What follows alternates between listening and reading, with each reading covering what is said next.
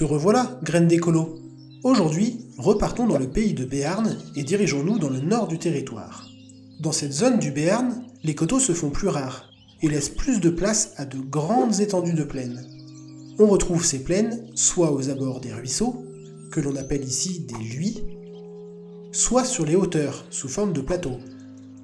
Les grandes villes que l'on rencontrait au bord des gaves, comme Pau, sont remplacées dans le nord du Béarn par de nombreux petits hameaux, disséminés ici et là. Ici, l'activité principale est l'agriculture. On y trouve majoritairement des céréales, telles que le maïs, le tournesol ou le blé.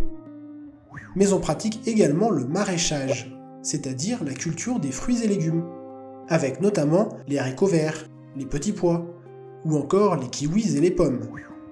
Mais attention, l'agriculture est un des secteurs qui impacte le plus notre environnement.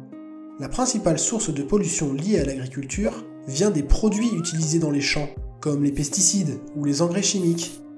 Les agriculteurs les utilisent généralement pour protéger plus facilement leurs plantations des maladies et les faire pousser plus vite. Malheureusement, ces polluants chimiques sont très nocifs pour la biodiversité, mais également pour notre santé. Une partie des produits chimiques pulvérisés se retrouve sur les aliments cultivés et que l'on mange, alors que l'autre partie finit dans le sol, puis dans nos rivières et nos nappes phréatiques, contaminant l'eau que l'on boit. Pour éviter ça, le Béarn s'est donc engagé dans une démarche de transition de son agriculture, en encourageant les producteurs à passer à l'agriculture biologique, c'est-à-dire qu'ils n'utilisent plus aucun produit chimique. Youpi! Le deuxième enjeu environnemental lié à l'agriculture, c'est le transport des produits.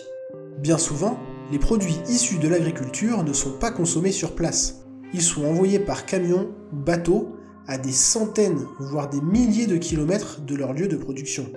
Pour éviter la pollution liée au transport de ces produits, de plus en plus de producteurs choisissent de commercialiser leurs produits en circuit court, c'est-à-dire directement aux consommateurs, avec un minimum de transport, d'emballage et de gaspillage alimentaire. Ainsi, dans le Béarn, près de la moitié des producteurs choisissent d'y avoir recours. Trop fort! Et voilà, tu sais maintenant ce qu'il te reste à faire pour protéger l'environnement, mais aussi ta santé.